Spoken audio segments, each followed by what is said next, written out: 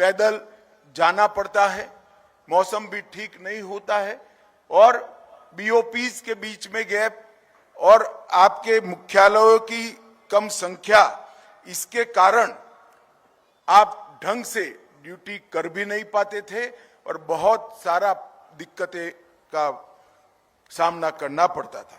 अभी अभी देश के प्रधानमंत्री नरेंद्र मोदी जी ने गृह मंत्रालय की पहल पर 7 आईटीबीपी बटालियन को स्वीकृति दी है और आईटीबीपी की स्थापना से एक साथ 7 बटालियन पहली बार स्वीकृत हुए हैं। लगभग 7 बटालियन, एक सेक्टर हेडक्वार्टर 3000 करोड़ की लागत से बनेगा और साथ में से 4 बटालियन का स्थापना की तैयारी आईटीबीपी ने कर ली है। सुबह ही मैंने आईटीबीपी डीजी से बात करी, लगभग 5000 जवान उनको मिल गए हैं और बहुत कम समय में 7 में से 4 बटालियन सेना सीमा पर तैनात हो जाएगी, जो आपके लोड को भी कम करेगी, आपकी जिम्मेदारियों को शेयर भी करेगी और बड़ी चुस्तता के साथ, कोई गलती के बगैर, कोई छिद्र के बगैर आपके ड्यूटी का निर्वहन करने में आपको मदद करेगी। आईटीबीपी शौर्य, दृढ़ता और कर्तव्य निष्ठा के लिए जाना जाता है। 7516 किलोमीटर की तट रेखा है इस देश की और 15,000 किलोमीटर से अधिक भूमि सीमा है। अटल जी जब देश के प्रधानमंत्री थे, हमने तय किया था कि एक सीमा एक बल, इस सिद्धांत के अनुसार कार्य विभाजन किया था, जिसका बहुत अच्छा परिणाम मिला है। हमारी भू सीमा 7 देशों के साथ हम साझा करते हैं और हिमालय सीमा के रक्षक की जिम्मेदारी आईटीबीपी पर है, हमारे हिमवीरों पर है और मुझे फक्र है हमारे हिमवीरों पर कि सीमा सुरक्षा में सबसे कठिन से कठिन क्षेत्र आपके पास है और सबसे अच्छे तरीके से अगर सीमा सुरक्षा किसी ने किया है तो हमारे हिमवीरों ने किया। 19,000 फीट की ऊंचाई तक स्थित आपकी बॉर्डर आउटपोस्ट और सबसे न्यूनतम तापमान -45 डिग्री तक जाता है, ऑक्सीजन कम होता है, बर्फबारी, उफनते नाले, नदी, इस सब के बीच में पैदल जाकर आपने अपनी ड्यूटी का बखूबी निर्वहन किया है। इसके कारण पूरा देश सुनिश्चित है। मैं आज बताना चाहता हूं कि 6 दशकों की अविरत सेवा में 7 पद्मश्री, 2 कीर्ति चक्र, 6 शौर्य चक्र, 19 राष्ट्रपति पुलिस पदक, 14 तेनजिंग नॉर्गे एडवेंचर पदक और कई सारे पदक आईटीबीपी ने प्राप्त किए हैं। वो शौर्य और बलिदान के प्रतीक है।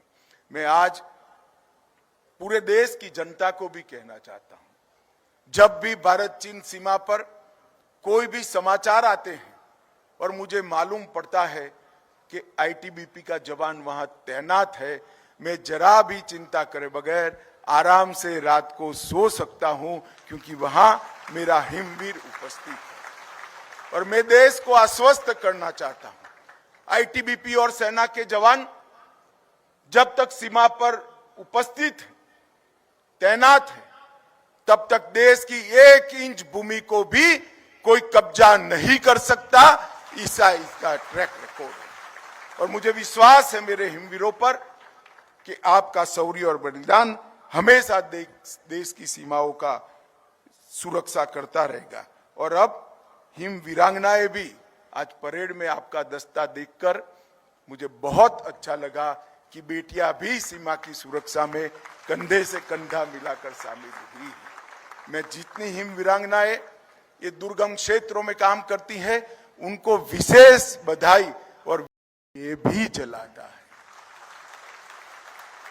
आपके त्याग, आपके बलिदान, आपके साहस और आपके शौर्य के सम्मान 130 करोड़ भारतीय बहुत मन से करते हैं, दिल से करते हैं। दीपावली जैसे त्योहार हो, या पूरा वर्ष हो, वो चैन की नींद इसलिए सो सकते हैं कि आपके जीवन के स्वर्णिम वर्ष, युवा अवस्था के वर्ष आपने सरहद पर देश की सुरक्षा के लिए निकाले हैं, देश को समर्पित किए हैं। और मैं आज इस मंच से मेरे प्यारे हिमवीरों को कहना चाहता हूं कि आपकी सेवा, त्याग और बलिदान अनमोल है, इसका कोई मूल्य हो नहीं सकता और पूरा देश इसको सैल्यूट कर कर, सलाम कर कर उसकी समर्थन करता है। आज भारतीय तिब्बत सीमा पुलिस बल का स्थापना दिन है। शौर्य, दृढ़ता और कर्मनिष्ठा के ध्येय वाक्य के साथ 62 साल से भारत की दुर्गम सीमाओं को आईटीबीपी ने, हमारे हिमवीरों ने सुरक्षित करने का काम किया है। -45 डिग्री फ्रंटियर पर, सीमा पर रहकर देश की सुरक्षा करना, सदैव चौकन्ने रहना और जरूर पड़े तो जान का बलिदान देना, कई बलिदानियों ने इस शौर्य परंपरा को आगे बढ़ाया है। मैं यहां आने के पहले हिमवीरों के इस बलिदान शौर्य स्तंभ को भी प्रणाम कर कर, उनको सैल्यूट कर कर, उनके प्रति सम्मान व्यक्त कर कर यहां आया हूं। 62 साल पहले 7 वाहिनियों से शुरू 5 फ्रंटियर और 2 कमांडो मुख्यालयों के साथ हमारा मजबूत एक बलशाली संस्थान के रूप में उभर कर आया है। मित्रों, आज महान सपूत देश के श्री सुरेंद्रनाथ बैनर्जी और सच्चिदानंद सिन्हा जी का जन्मतिथि है। ये दोनों स्वतंत्र वीरों को मैं हृदय से प्रणाम कर कर मेरी बात की शुरुआत करना चाहता हूं। मित्रों, कुछ दिन पहले मैं किबीथू में अरुणाचल की बॉर्डर पर भारत चीन सीमा पर पहले गांव में आईटीबीपी के जवानों के साथ रात्रि निवास किया था। रात्रि भोजन के वक्त मैंने जवानों को ऐसा ही पूछा कि भाई आपकी दिक्कतों का तो मेरे पास समाधान नहीं है। परिवार से दूर रहना, -45 डिग्री टेम्परेचर में दुर्गम क्षेत्रों में देश की रक्षा करना, और जब परिवार को आपकी जरूरत होती है तभी देश को आपकी जरूरत होती है और आपकी प्रायोरिटी देश होता है। मेरे पास आपकी दिक्कतों का समाधान नहीं है। फिर भी सरकार के नाते, देश के गृह मंत्री के नाते अगर हम कुछ कर सकते हैं तो आप जरूर बताइए। उस वक्त रात्रि भोजन के वक्त वायुयान और रेल यात्रा में टिकट रिजर्वेशन के लिए कोटा रिजर्व करने के लिए जवानों ने मांग की थी। मुझे बड़ा हर्ष है कि आज वायुयानों में और रेल में सेना की तर्ज पर हमारे सीएपीएफ का कोटा तय हो चुका है, जिससे आपको आपके परिवार के साथ पहुंचने में बड़ी सुविधा हो। मित्रों, आज यहां पर कई नई शुरुआतें हुई हैं।